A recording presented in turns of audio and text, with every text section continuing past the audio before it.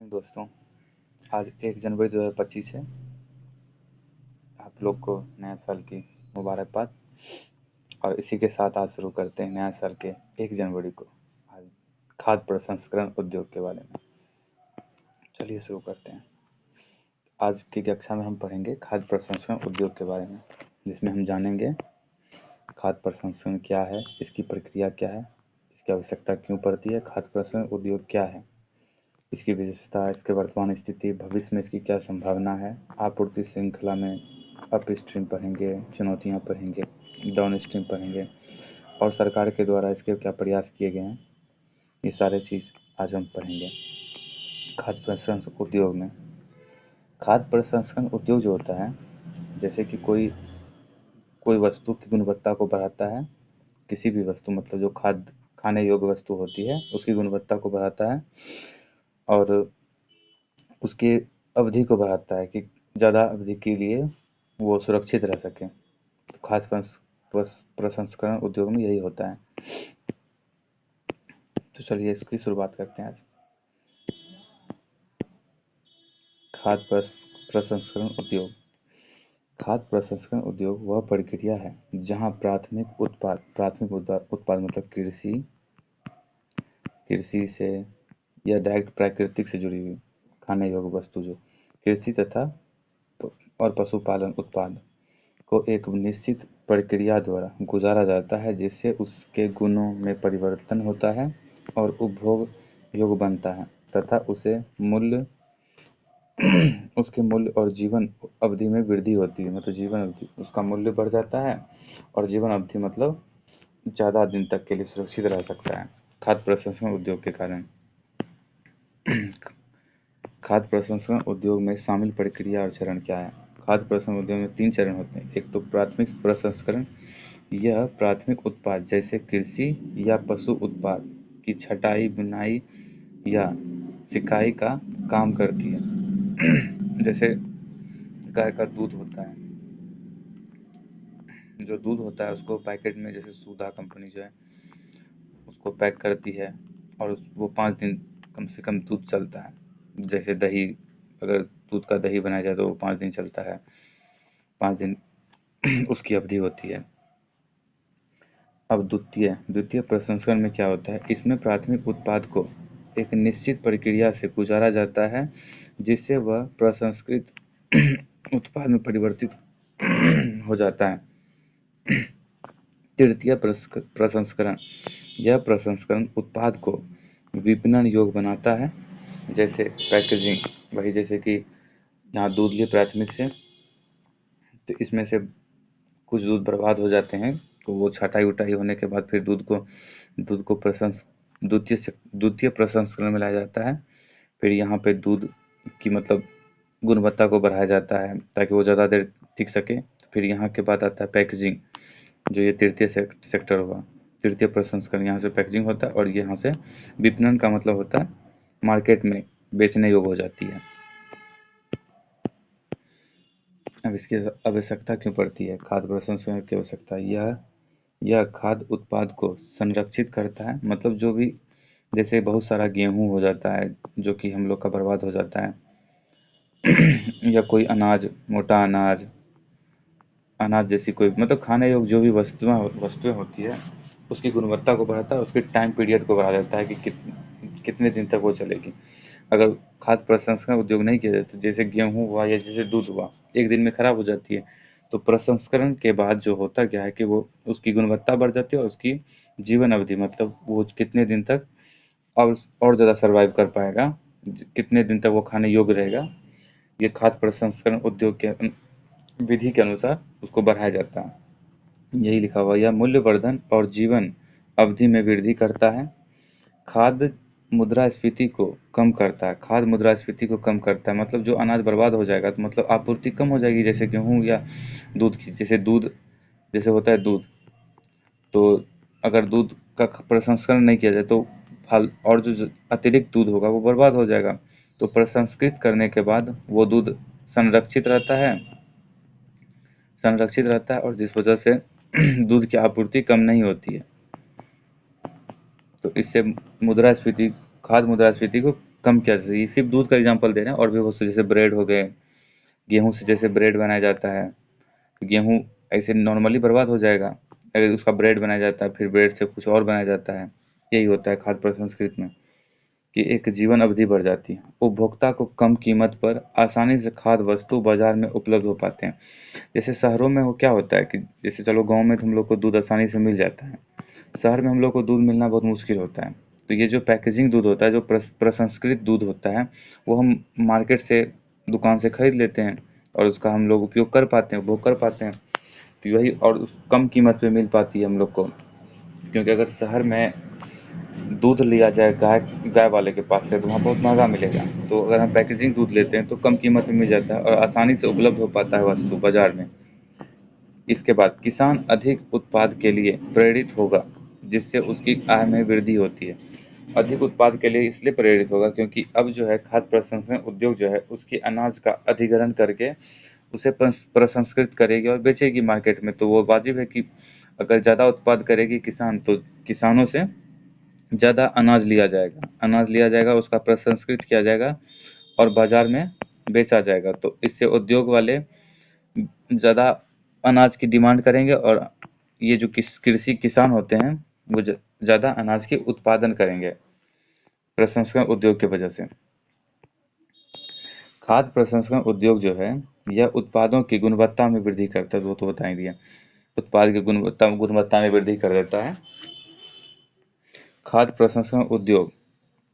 इसको शॉर्ट में एफपीआई कहते हैं, फूड प्रोसेसिंग इंडस्ट्री। यह वह उद्योग होता है जहां प्राथमिक उत्पाद को प्रसंस्कृत उत्पाद में बदला जाता है, जिससे उनके मूल्य और जीवन अवधि में वृद्धि होती है तथा उसका विपणन घरेलू बाजार में या विदेशों में निर्यात किया जाता है। विपणन मतलब मार्केट में बेचने योग्य बनाया जाता है। खाद्य प्रसंस्करण उद्योग में प्रसंस्करण को 2 चरणों में शामिल किया गया है। खाद्य प्रसंस्करण उद्योग प्रसंस्करण को 2 चरणों में शामिल किया गया। एक विनिर्माण, इसके अंतर्गत जो है श्रम प्लस शक्ति और मशीन का उपयोग करके प्रसंस्करण उत्पाद में परिवर्तन किया जाता है। जैसे अगर एग्जांपल दूध का लेते हैं, ज़्यादा आसान होता है बताना। जैसे दूध लिए, तो वहाँ गया तो श्रम, अगर दूध को यहाँ से ढोया गया तो यहाँ पे श्रम की ज़रूरत पड़ी, श्रम शक्ति की ज़रूरत पड़ी। फिर यहाँ से प्रसंस्करण के लिए, दूध को प्रसंस्करण करने के लिए मशीन की ज़रूरत पड़ी। तो ये विनिर्माण क्षेत्र में। इसके बाद मूल्यवर्धन, यहाँ प्रसंस्कृत उत्पाद को घरेलू तथा विदेशों में विपणन के योग्य बनाया जाता है। मतलब द्वितीय में जो मूल्यवर्धन होता है, यहाँ पे क्या होता है, पैकेजिंग होता है, मानकीकरण होता है, जो एक सरकारी मोहर लगता है, वो सब होता है यहाँ से द्वितीय में। प्रथम में उसकी प्रक्रिया बनाई जाती है, उसके बाद द्वितीय में उसका मूल्यवर्धन, पैकेजिंग वूजिंग किया जाता है, तब इसके बाद उसको निर्यात योग्य और या तो बाजार में बेचने योग्य बना दिया जाता है। भारत में खाद्य प्रसंस्करण उद्योग का महत्व क्या है? श्रम आधारित उद्योग है। खाद्य प्रसंस्करण जो होता है, यह श्रम आधारित उद्योग होता है। इसमें ज़्यादा कौशल, मध्यम कौशल युक्त श्रमिक भी इसमें काम कर सकते हैं। ठीक। खाद्य प्रसंस्करण उद्योग की बर्बादी को कम करता है। खाद्य जो है उत्पादों की, वही बात है, जैसे कोई अनाज बर्बाद हो रहा है तो उसको प्रसंस्कृत करने के बाद वो फिर से उसकी आपूर्ति श्रृंखला सही सिरे से चल पाती है, और अनाज की बर्बादी नहीं होती। किसानों की आय में को बढ़ाता है, वही बात है, उत्पादन बढ़ेगा तो उद्योग वाले उससे मांग ज़्यादा करेंगे, और क्योंकि प्रसंस्कृत उद्योग की मांग ज़्यादा बढ़ेगी तो किसान उत्पादन ज़्यादा करेंगे। और किसान जितना ज़्यादा उत्पादन, और सारे अगर अनाज बिक जा रहे हैं तो किसानों की आय बढ़ जाती है। यह किसानों को फसल विविधीकरण और वाणिज्यिकीकरण करने के लिए प्रेरित करता है, जिससे आय में वृद्धि होती है। देखिए, जो खाद्य प्रसंस्करण उद्योग जो होता है, सिर्फ गेहूं का तो होगा नहीं, जितने भी अनाज होते हैं सब का होता है। तो इससे जो क्या होता है, किसान लोग जो हैं सभी विविध प्रकार के अनाज या फसल उगाती है। इससे फसल विविधीकरण भी को भी प्रोत्साहन मिलता है, और वाणिज्यिकरण भी होता है।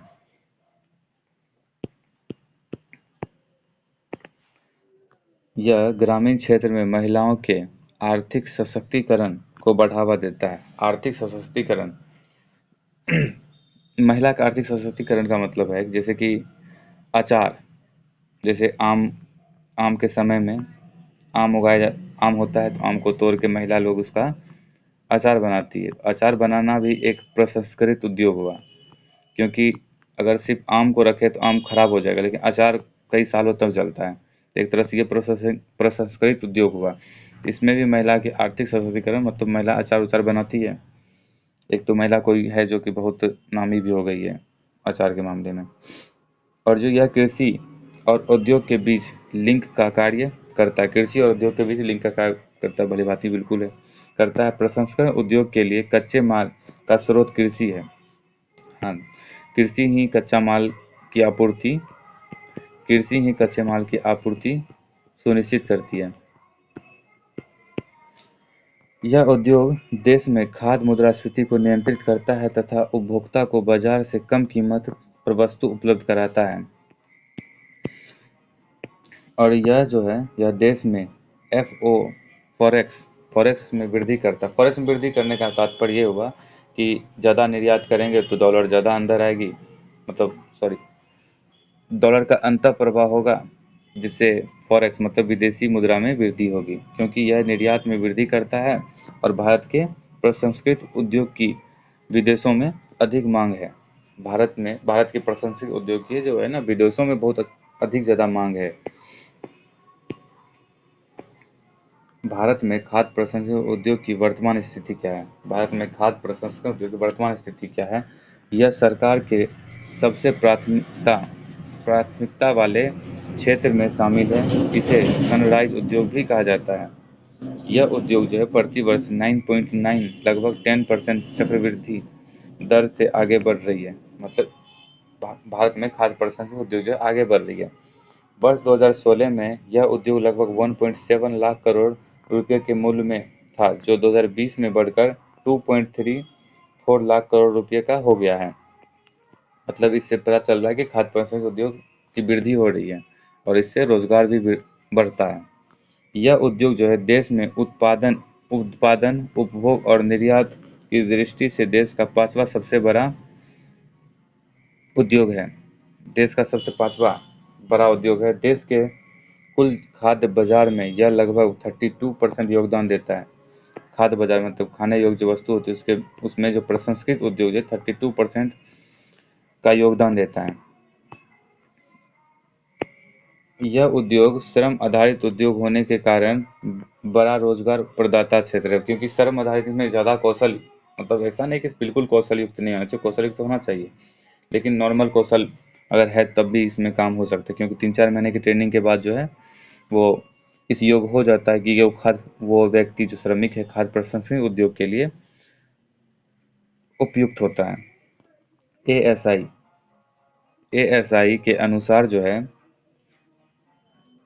यह उद्योग लगभग 20 लाख लोगों को औपचारिक क्षेत्र के बारे में बताए थे क्या? इसमें जो होता है सामाजिक सुरक्षा दी जाती है, इसका समय निश्चित होता है और इसके कार्य घंटे सब निश्चित होते हैं। हाँ, तो औपचारिक क्षेत्र में खाद्य प्रसंस्करण में रोजगार देता है, जो देश में औपचारिक रोजगार का लगभग 11%, मतलब देश में जो औपचारिक रोजगार है उसमें 11% जो है रोजगार ये खाद्य प्रसंस्करण उद्योग देता है। एएसआई के अनुसार ये है, ये डाटा निकाला गया है। एनएसएसओ के 73वें सर्वे के अनुसार यह उद्योग असंगठित क्षेत्र में लगभग 51 लाख लोगों को रोजगार देता है, जो असंगठित क्षेत्र में रोजगार का लगभग 14%। और संगठित क्षेत्र में क्या होता है? सामाजिक सुरक्षा नहीं दी जाती है, कार्य घंटे निश्चित नहीं होते हैं, यह असंगठित होता है। इसमें कोई असंगठित क्षेत्र में कोई नियम नहीं होता है। इसका मतलब नियम नहीं होने, इसका क्या मतलब है? ये जो असंगठित क्षेत्र में क्या होगा, ये महिला के द्वारा जो पापड़ बनाया जाता है, पापड़ जो बनाया जाता है इसमें कोई टाइम निश्चित नहीं होता है, इसमें सामाजिक सुरक्षा नहीं दी जाती है। ऐसे ही उद्योग को असंगठित उद्योग कहा जाता है, जिसमें कि खाद्य प्रसंस्करण उद्योग में 14% योगदान खाद्य प्रसंस्करण उद्योग का है, जिसमें कि 51 लाख लोग इसमें शामिल हैं।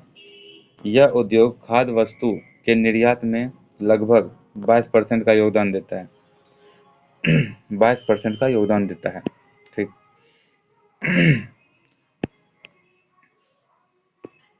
खाद्य प्रसंस्करण उद्योग की स्थापना और उसे प्रोत्साहित करने के लिए सरकार द्वारा 1988 में खाद्य प्रसंस्करण उद्योग मंत्रालय की स्थापना की गई,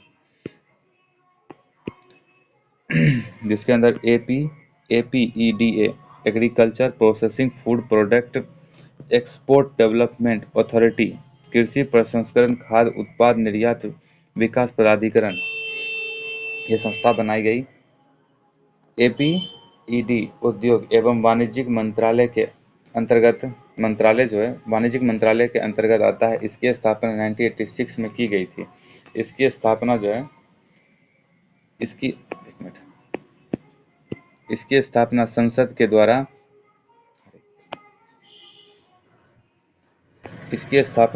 के द्वारा पारित अधिनियम के द्वारा किया गया।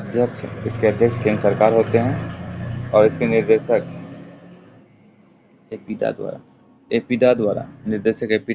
एपीडा मतलब यही इसका फुल फॉर्म, इसको एपीडा पढ़ा जाता है। इसका एपीडा द्वारा इसका सचिव जो है वो भी केंद्र सरकार का होता है। इसका मुख्य कार्य क्या होता है? विदेशों में प्रसंस्कृत उद्योग के निर्यात को प्रोत्साहित करना। इसके बाद दूसरा संस्था बनाया गया था FSSAI, food safety stand authority of India, भारतीय खाद्य सुरक्षा मानक प्राधिकरण। इसकी स्थापना जो वर्ष 2008 में की गई। इसकी स्थापना खाद्य सुरक्षा मानक अधिनियम 2006 के तहत किया गया। इसकी स्थापना स्वास्थ्य एवं परिवार कल्याण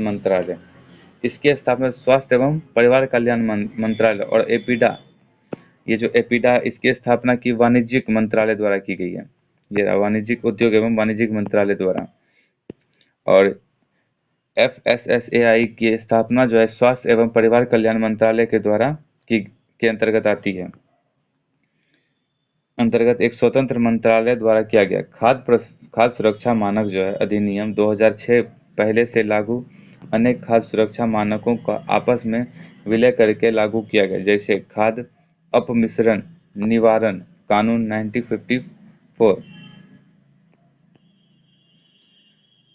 अब जो ये खाद्य प्रसंस्करण उद्योग की भविष्य में क्या संभावना है, भारत में क्या संभावना है? देखिए, भारत में खाद्य प्रसंस्करण FPI की भविष्य में क्या संभावना है? सबसे पहले देखते हैं, इसके दो भाग होते हैं, एक तो मांग, एक आपूर्ति पक्ष। मांग पढ़ते हैं, फिर आपूर्ति पढ़ते हैं। आपूर्ति में क्या है कि भारत कच्चा माल बनाती है, भारत के पास श्रमिक है, और भारत में पूंजी की क्या संभावना कैसे है।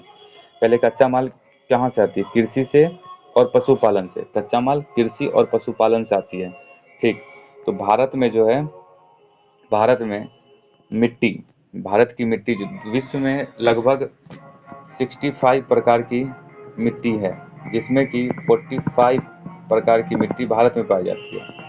45 प्रकार की मिट्टी जो भारत में पाई जाती है। तो इसका मतलब है कि भारत पूरा साल अनाज का उत्पादन कर सकती है। तो मतलब कि अनाज का जब उत्पादन करेगी तो खाद्य प्रसंस्करण के लिए अनाज की आपूर्ति अच्छी प्रकार से हो पाएगी। ठीक। और जैसे भारत में कृषि जोत भूमि जो है, अमेरिका के बाद भारत दूसरे स्थान पे है कृषि जोत भूमि के मामले में। और भारत की जलवायु जो है वो कृषि योग्य बहुत अच्छी है। मतलब कि भारत की जलवायु जो है हर वर्ष टोटल वर्ष पूरे 12 मंथ में कुछ ना कुछ अनाज उपजाया जा सकता है। ये हो गई कच्चा माल की। और श्रमिक में क्या है कि भारत में कौशल युक्त, इसमें जो FPI मतलब कि फूड प्रोसेसिंग इंडस्ट्री में क्या होता है कि ज़्यादा कौशल युक्त श्रमिक की जरूरत नहीं पड़ती है। तो ज़्यादा श्रमिक नहीं पड़ती, तो इसके लिए तो भारत के पास श्रमिक तो बहुत सारा है, तो इससे रोजगार भी बढ़ेगा। तो ये भविष्य के लिए बहुत अच्छी है। और दूसरे पूंजी में क्या होगा? MFP मतलब मेगा फूड पार्क। इसके बारे में आगे पढ़ेंगे, मेगा फूड पार्क क्या है। इसमें जो सरकार 50 करोड़ रुपए का इन्वेस्ट करती है। और कोई आदमी ये फूड मेगा पार्क खोलना चाहती है तो सरकार अपने तरफ से 50 करोड़ का इन्वेस्ट करेगी। और दूसरी बात, इसके लिए सरकार क्या की है, एफडीआई 100% कर दी, मतलब विदेशों की, वो भी स्वचालित मार्ग से, मतलब ज़्यादा इसमें लाइसेंस लेना नहीं पड़ेगा, स्वचालित मार्ग से, मतलब विदेशों से एफडीआई, मतलब विदेशी इसमें निवेश कर सकते हैं। और दूसरी बात, मांग के पक्ष में क्या है, मांग के पक्ष में क्या है कि जनसंख्या में वृद्धि हो रही, जितनी जनसंख्या वृद्धि होगी तो फूड प्रोसेसिंग, मतलब खाद्य प्रोसेसिंग उद्योग का, मतलब जो वस्तु होगा उसकी मांग ज़्यादा बढ़ेगी। और शहरीकरण, जैसे शहर में बहुत सारे वस्तु नहीं पहुंच पाते हैं गांव वाले, तो उसका प्रसंस्कृत करके बाजार, मतलब शहरी बाजार में उसको बेचा जाएगा तो वो भी बिकेगा। और दूसरा, न्यूक्लियर फैमिली, छोटी फैमिली होने के कारण होता क्या है कि जैसे इसमें पति और पत्नी दोनों जॉब करते हैं, तो दोनों जॉब करते हैं, और जो दोनों जॉब से आते हैं वो खाना बनाना नहीं चाहते, तो वो उसके लिए बहुत उपयुक्त होगा कि वो खाद्य प्रोसेसिंग उद्योग से, मतलब वो जो उद्योग है उसके द्वारा बनाए गए वस्तु का उपभोग कर सकते थे, इससे भी मांग बढ़ती है। तो इस अनुसार भारत में जो है ये एफपीआई भविष्य के लिए बहुत उपयुक्त है। और भारत में एफपीआई, और दूसरी बात, भारत की जो एफपीआई मतलब फूड प्रोसेसिंग इंडस्ट्री जो है, इससे बनाया गया प्रोसेसिंग उद्योग से बनाया गया जो वस्तु है विदेशों में बहुत ज़्यादा निर्यात किया जाता है, और इसकी मांग विदेशों में बहुत ज़्यादा है। अब इसकी चुनौतियों को पढ़ते, खाद्य प्रसंग उद्योग की चुनौतियां क्या है। आपूर्ति श्रृंखला प्रबंधन व्यापक चुनौती होगी। इन इन उद्योग के लिए आवश्यक कुशल श्रमिक का अभाव है, मतलब अगर इसमें प्रशंसनीय उद्योग में ज़्यादा कौशल अगर युक्त चाहिए श्रमिक तो वो नहीं है भारत के पास, क्योंकि भारत के पास मध्यम है और एक मिनट, निम्न कौशल युक्त श्रमिक ज़्यादा उपलब्ध है भारत में। अधिकांश खाद्य प्रसंस्करण उद्योग जो है सूक्ष्म इकाई के रूप में है तथा वे ग्रामीण क्षेत्र में अधिकांश खाद्य प्रसंस्करण उद्योग जो है सूक्ष्म इकाई के रूप में, मतलब छोटे छोटे हैं, और वो ज़्यादातर गाँव में होने की वजह से उसका विपणन सही तरीके से नहीं हो पाता, मतलब बाजार में उसकी मूल्य सही तरीके से पहुंच नहीं पाती। अगर वही शहर में होता है तो शहर में इसकी मांग बढ़ती है, तो गांव में होने की वजह से इसमें दिक्कत आ जाती है। और अधिकांश जो मतलब टू थर्ड असंगठित क्षेत्र में, असंगठित क्षेत्र मतलब जहाँ पे कोई नियम ना हो, सामाजिक सुरक्षा नहीं दी जाती हो, वैसे जगह पे टू थर्ड भाग असंगठित क्षेत्र में शामिल है खाद्य प्रसंस्करण उद्योग का। भारत में लॉजिस्टिक की समस्या विशेषकर परिवहन और भंडारण में अकार्यकुशल असक्षमता इस उद्योग को प्रभावित करती है। जैसे परिवहन धीमा और खर्चीला है, मतलब रोड अवसंरचना सही से नहीं है, तथा कुशल तथा अत्याधुनिक भंडारगृह का अभाव है भारत में। बिल्कुल है, भंडारगृह के अभाव की वजह से खाद्य प्रसंस्करण उद्योग जो है सही तरीके से संचालित नहीं हो पाती, क्योंकि खाद्य प्रसंस्करण उद्योग के लिए अनाज का भंडारण होना चाहिए। भंडारण, उसी के लिए तो सरकार ये मेगा फूड पार्क लाई हुई है, और इसके बारे में पढ़ेंगे आगे मेगा फूड पार्क में क्या होता है और इससे क्या फायदा होते हैं।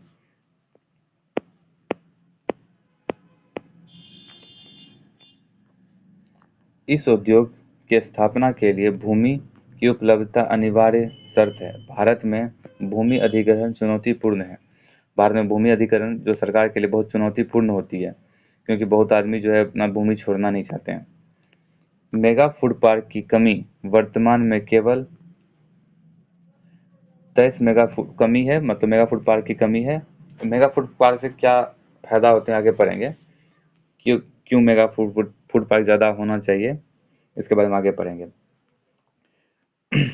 अभी तक पूरे भारत में 23 मेगा फूड पार्क देश में संचालित हैं, जबकि सरकार का उद्देश्य है कि देश में कम से कम 42 फूड पार्क की स्थापना करना। खाद्य प्रसंस्करण उद्योग में अधिकांशतः वित्त का अभाव देखा गया है, जैसे बैंकों से आसानी से उधार ना मिल पाना, विदेशी निवेश में कमी, मतलब विदेशी निवेश भी नहीं हो पाता और बैंक से इसके लिए उधार भी सही समय पे नहीं मिल पाता और आसानी से नहीं मिल पाता है, ये एक चुनौती है। खाद्य प्रसंस्करण उद्योग में तकनीकी अत्यंत पुराने हैं, जो प्रसंस्करण उत्पादों के अपव्यय और गुणवत्ता को प्रभावित कर सकती है। आपूर्ति श्रृंखला का प्रबंधन, निवेशक, कृषि, आगत, आउटपुट, निर्यात। इसके बारे में अभी नीचे इसके आगे पढ़ेंगे। इसका डायग्राम, ये क्या होता है बैक अपस्ट्रीम, ये क्या होता है बैकवर्ड लीकेज, ऊपर की अपेक्षा, ये सब पढ़ते हैं। प्राथमिक प्रसंस्करण, उसके बाद इससे पहले पढ़ते हैं। प्राथमिक प्रसंस्करण होता है, द्वितीय प्रसंस्करण होता है, रिटेलर के पास जाता है और उपभोक्ता के पास जाता है। इसकी श्रृंखला ये होती है, पहले प्राथमिक प्रसंस्करण होगा, फिर द्वितीय प्रसंस्करण होगा, फिर रिटेलर मतलब दुकानदार के पास जाएगा और उपभोक्ता वर्ग के पास पहुंचती है। इसको कहते हैं फॉरवर्ड लीकेज, डाउन स्ट्रीम, नीचे की अपेक्षा। इसके बारे में आगे डायग्राम से समझेंगे। आपूर्ति श्रृंखला प्रबंधन में उन सभी प्रक्रियाओं को शामिल किया जाता है जो कृषि उत्पादन को श्रमिक प्रसंस्करण उत्पादन में बदलने और उसे अंतिम उपभोक्ता तक पहुंचाने तक शामिल होता है। इसे खेत से खाने की मेज तक कहा जाता है, फार्मर टू फार। इसमें शामिल प्रक्रिया में उत्पादन, अधिग्रहण, परिवहन, भंडारण, प्रसंस्करण, थोक विक्रेता और रिटेलर और आपूर्ति श्रृंखला प्रबंधन (SCL) में दो पक्ष होते हैं, अपस्ट्रीम, एक होता है डाउनस्ट्रीम। अपस्ट्रीम ऊपर की अपेक्षा, जिसमें उत्पादन से लेकर प्रसंस्करण इकाई तक की सभी प्रक्रिया को शामिल करते हैं, जैसे उत्पादन, अधिग्रहण, भंडारण और परिवहन। इसे बैकवर्ड लीकेज भी कहा जाता है। इसके बाद आता है डाउनस्ट्रीम, नीचे की अपेक्षा, इसमें प्रसंस्करण से लेकर प्रसंस्करण उद्योग के विपणन से संबंधित सम्मिलित प्रक्रिया को शामिल किया जाता है। इसमें शामिल होता है प्राथमिक प्रसंस्करण, द्वितीय प्रसंस्करण, पैकेजिंग और लेबलिंग, थोक विक्रेता, खुदरा विक्रेता इत्यादि। इसे फॉरवर्ड लीकेज भी कहा जाता है। अब इसको डायग्राम से समझते हैं। ये हुआ ये हो गया अपस्ट्रीम, मतलब ऊपर की ओर। जैसे उत्पादन कहाँ होगा, खेत में उत्पादन होता है और कृषि उत्पादन होता है। इस किसानों से अधिग्रहण, कुछ अनाज MSP में चल जाता है और कुछ APMC में अधिग्रहण किया जाता है। ठीक, अधिग्रहण के बाद इसका परिवहन होता है, परिवहन के बाद इसका भंडारण होता है, भंडारण के बाद यहाँ पे प्रसंस्करण होता है, प्रसंस्करण यहाँ तक के प्रक्रिया को अपस्ट्रीम या बैकवर्ड लीकेज कहा जाता है। यहाँ तक की प्रक्रिया को अपस्ट्रीम या बैकवर्ड लीकेज कहा जाता है। मतलब पहले उत्पादन होगा, फिर खेत से उत्पादन होता है, कृषि उत्पादन किसानों से अधिग्रहण किया जाता है MSP पे और APMPSC से। ठीक, इसके बाद परिवहन होने के बाद फिर भंडारण होता है, भंडारण के बाद प्रसंस्करण होता है। इसके बाद फिर डाउनस्ट्रीम प्राथमिक प्रसंस्करण, द्वितीय प्रसंस्करण, फिर पैकेजिंग होता है, लेबलिंग होता है, फिर थोक विक्रेता के पास जाता है, थोक विक्रेता के पास फिर उपभोक्ता के पास जाता है और ये हमारी प्लेटों में आ जाता है जिसे हम लोग खाते थे। यही हुआ खेत से खाने की मेज तक, जो यहाँ पे दिख रहा है। आपूर्ति श्रृंखला की चुनौतियाँ क्या है? अपस्ट्रीम, ये वाली अपस्ट्रीम मतलब प्रसंस्करण तक की। इसकी चुनौतियाँ, उत्पादन में चुनौती क्या है? भूमि का आकार छोटा होता है, मानसून पर अत्यधिक निर्भरता बढ़ जाती है,